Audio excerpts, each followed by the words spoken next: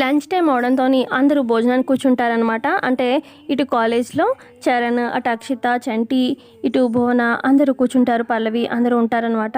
ఇకప్పుడు పల్లవి ఏమో బాక్స్ కనిపించదు. ఇకప్పుడు అక్కడే భువన కావాలని పల్లవిని అవమానించడానికి ఇలా అంటుంది.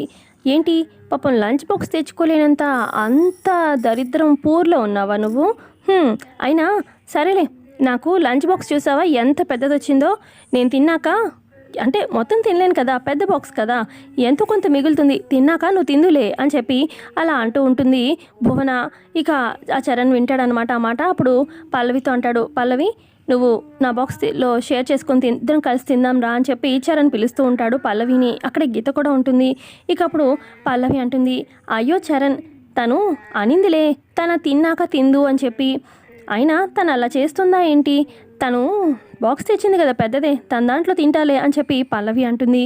అప్పుడు గీత అంటుంది, అదేంటి పల్లవి, తను తిన్న ఎంగిలి నువ్వు తింటావా, అంత అవసరం ఏంటి అని చెప్పి గీత అంటూ ఉంటే అప్పుడు పల్లవి అంటుంది, అయ్యో గీత, తను తిన్న ఎంగిలి నేనెందుకు తింటాను, తనేదో తెలియక మాట్లాడిందిలే, తను పెద్ద బాక్స్ తెచ్చింది కదా, చూడు తనే నాకు తినిపిస్తుంది, నేను తిన్నాకే తను తింటుంది అని చెప్పి పల్లవి మెల్లగా అక్కడ ఉన్న ఎదురుగా ఉన్న భువన దగ్గరికి వెళ్ళి, ఒకసారి ఇది సేవ్ చేసుకో అమ్మ ఈ వీడియో అని చెప్పి వీడియోని చూపిస్తూ ఉంటుంది పల్లవి తన ఫోన్లో భువనకి.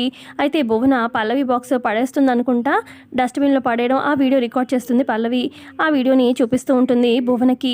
మర్యాదగా నువ్వు తెచ్చుకున్న బాక్స్ ఫస్ట్ నాకు తినిపించు, మిగిలింది నువ్వు తిను, లేకపోతే వీడియో అందరికీ చూపిస్తాను, మెయిన్గా చరణ్కి చూపిస్తాను అన్నట్టుగా బెదిరిస్తుందనమాట పల్లవి.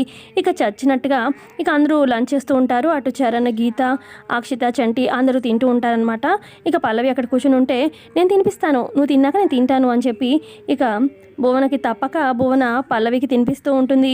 పల్లవి తింటూ ఎంజాయ్ చేస్తూ ఉంటుంది. సో ఇంతే అండి ప్రోమోలో చూపించింది. ప్రోమో నచ్చితే ఖచ్చితంగా లైక్ చేయండి. Thanks for watching.